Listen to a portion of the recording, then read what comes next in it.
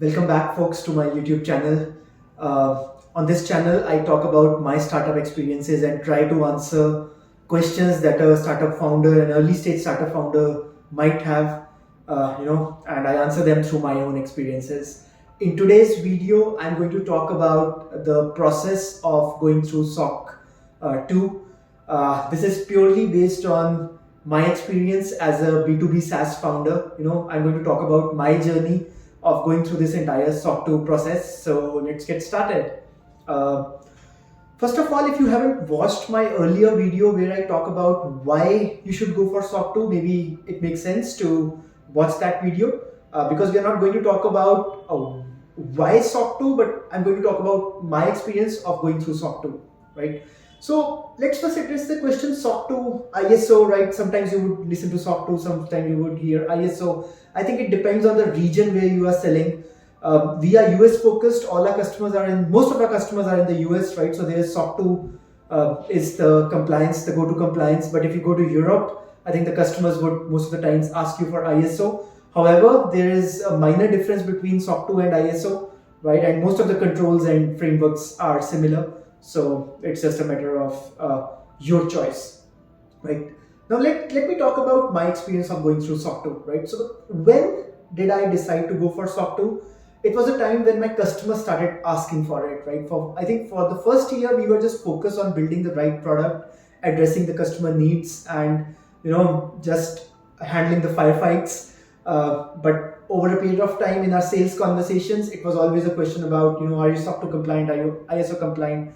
And that was a time when we decided that, okay, let's go for this.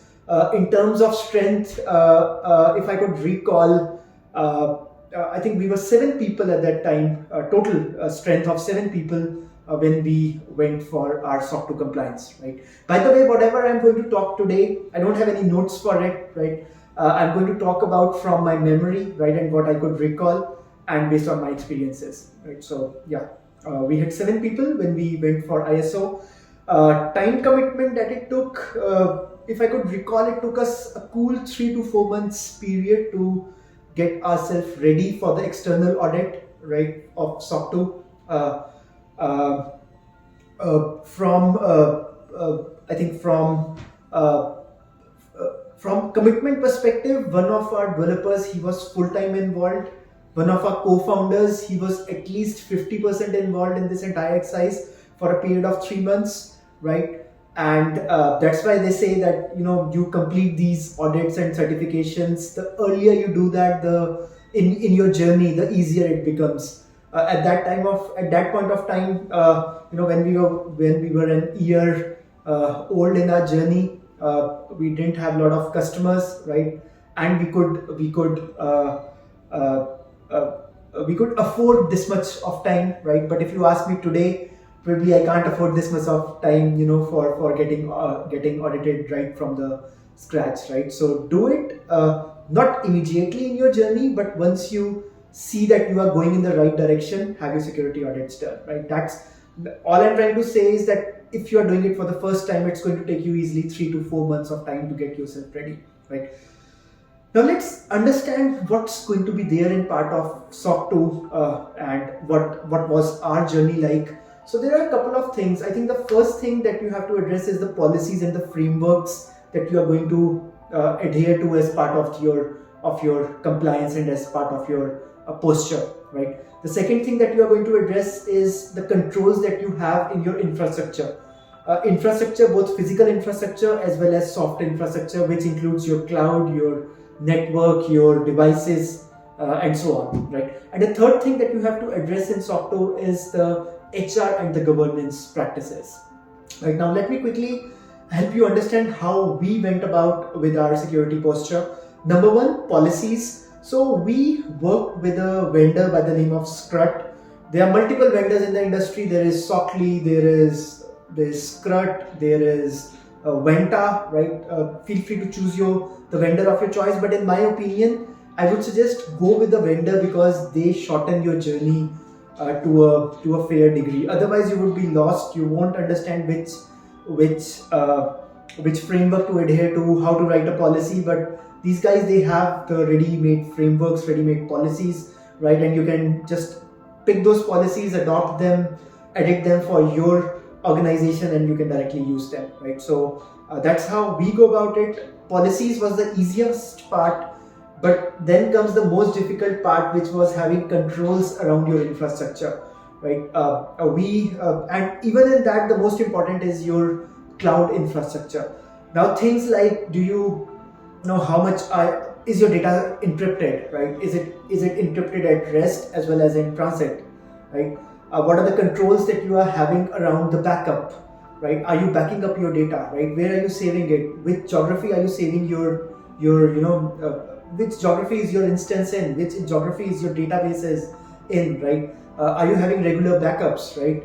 Are you having, how are your people accessing your remote infrastructure, right? Let's say your cloud infrastructure, right? Is the multi-factor authentication enabled, right? Who is having access to your logs? Are the logs set? Are the triggers or alarms set on your infrastructure? So there are multiple things which at that point of time you will really feel the pain of those things, right? And you have to implement all of them.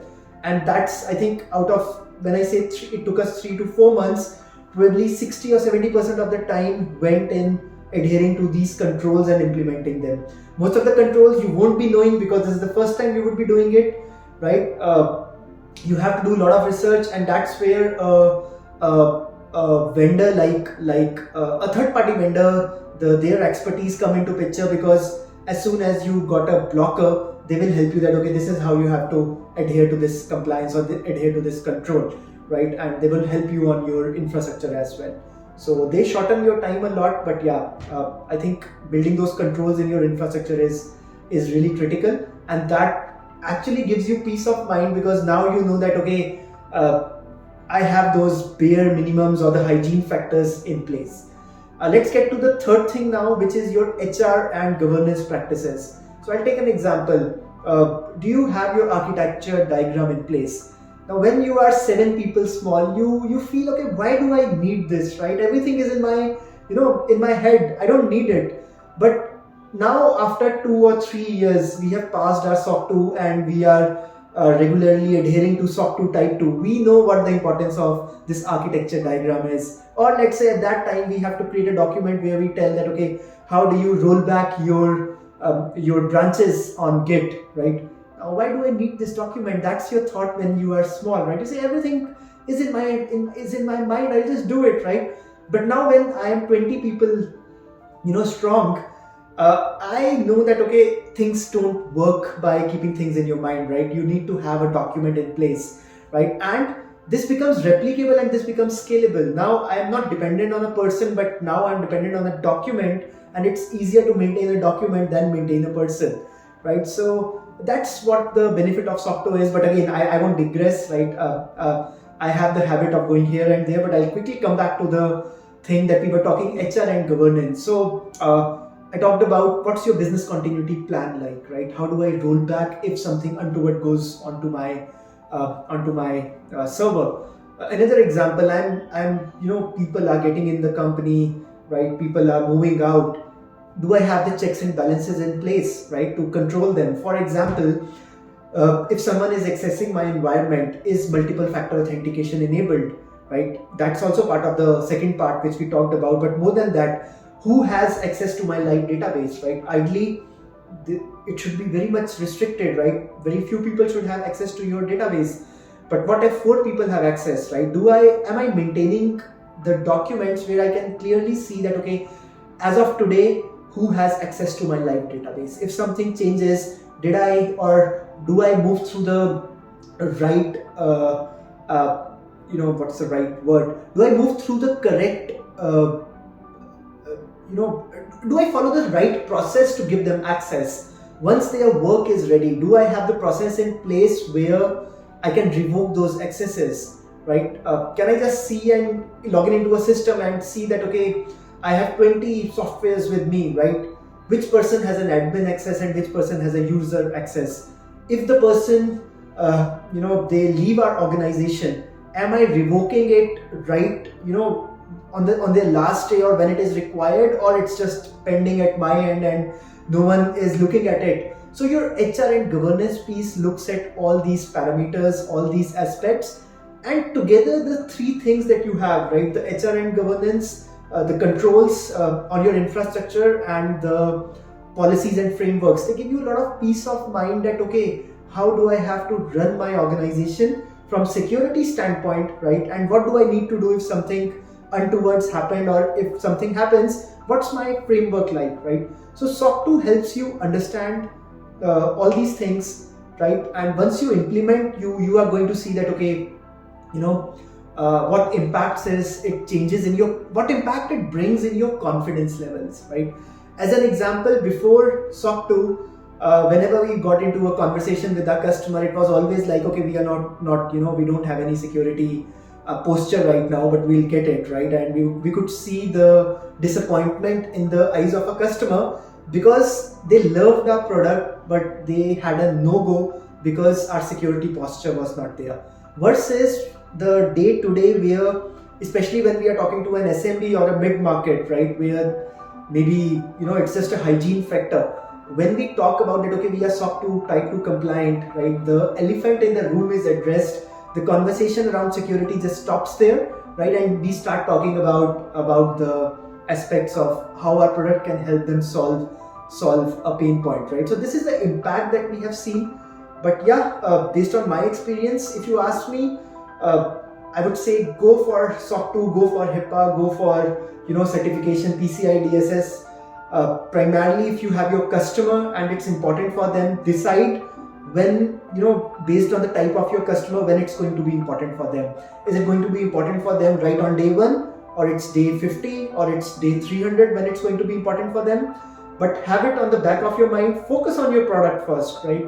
Build the right product for your customer. But once that is done, you get the right signals, you know that I'm going in the right direction, immediately go for these audits, right?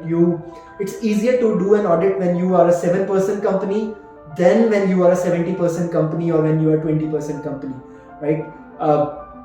You can't anticipate it right now, but based on my experience, I can tell you, if I have to do an audit right now, right, from scratch, probably I'm going to take 6 months, maybe 8 months, because there are so many things to do. While when we were small, we quickly went through the audit. Important thing here, once you are done with your audit, it's not that you are, the work is done. Every quarter you have to review your things, and that's again where this auditor comes into picture. SOC 2, script that we have with us, right? They get into the scene every quarter. They go for, they have those QBRs, or quarterly business reviews, where we get those audits done, and that makes sure that, okay, my security posture is really, is on track. Now, when you do this exercise every quarter, this gives you a lot of peace of mind and trust in the eyes of your customer, right? And peace of mind internally that, okay, I am following all the practices that I have committed to my customer, right? So that's something. And if you ask me, maintaining today, we had our QBR in the month of December, because we are adhering to all the security practices and adhering, all the controls.